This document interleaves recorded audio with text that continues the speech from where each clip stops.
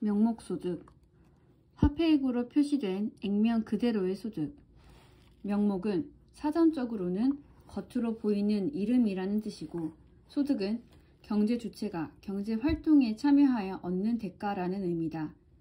경제학에서는 화폐액으로 표시된 액면 그대로의 소득을 명목소득이라고 부른다.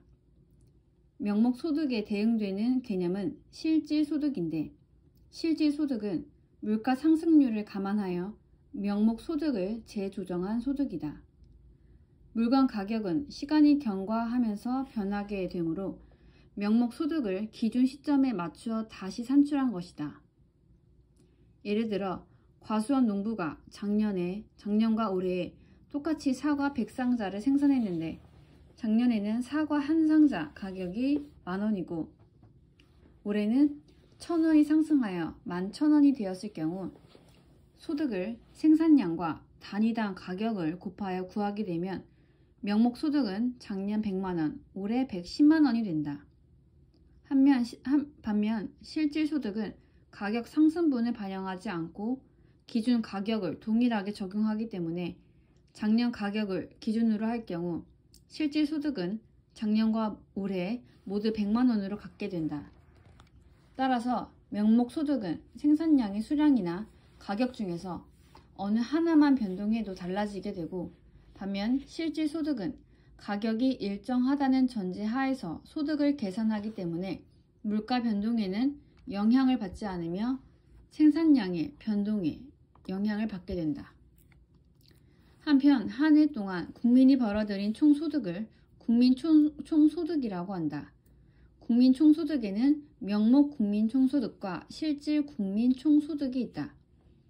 일반적으로 명목 국민총소득은 한 국가의 경제 규모나 1인당 국민소득을 파악하는 데 이용되며, 실질 국민총소득은 국민의 실질 구매력이나 경제 성장률을 파악하는 데 이용된다.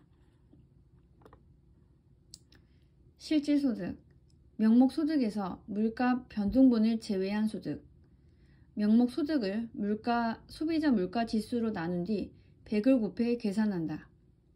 예컨대 물가가 전년도에 비해 10% 올라 소비자 물가지수는 110인데 올해 월평균 소득은 지난해와 같은 200만원일 경우 실질소득은 181만 8천원이 된다.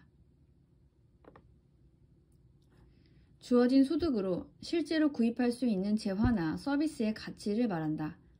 따라서 임금이 올라가더라도 실질 소득이 인플레이션과 지속적으로 조화를 이루도록 하는 조정이 없다면 실질 임금은 떨어질 것이다. 서구 경제학에서의 일반적인 경향은 인플레이션에 앞서 실질 임금이 평균적으로 올라가고 있었다. 그러나 일부 집단에서는 인플레이션과 함께 실질 임금이 떨어지고 생활 수준도 실제로 낮아지는 반대의 경향이 발생하기도 하였다.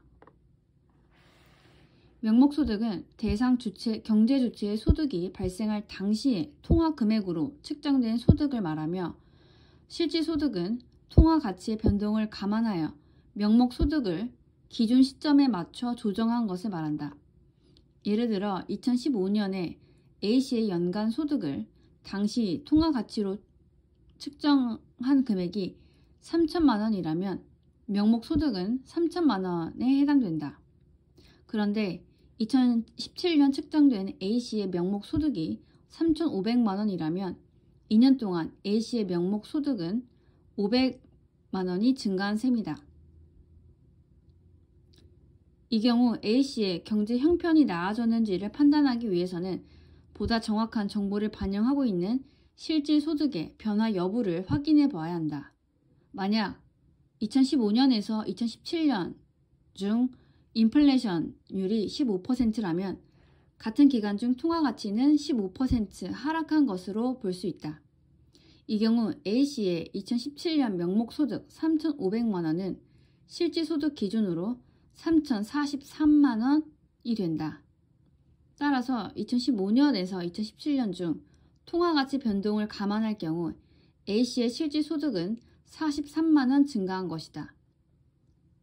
통화의 가치는 인플레이션 등으로 인해 시간이 지날수록 하락하므로 수시로 발표되는 다양한 경제 지표를 정확하게 이해하기 위해서는 명목과 실질의 개념으로 구분해서 살펴보아야 한다. 국내 총생산에 대한 명목, GDP, 실질 GDP, 임금에 대한 명목 임금, 실질 임금, 이자율에 대한 명목 이자율, 실질 이자율 등은 명목 지표와 실질 지표를 구분하는 한 예라 하겠다.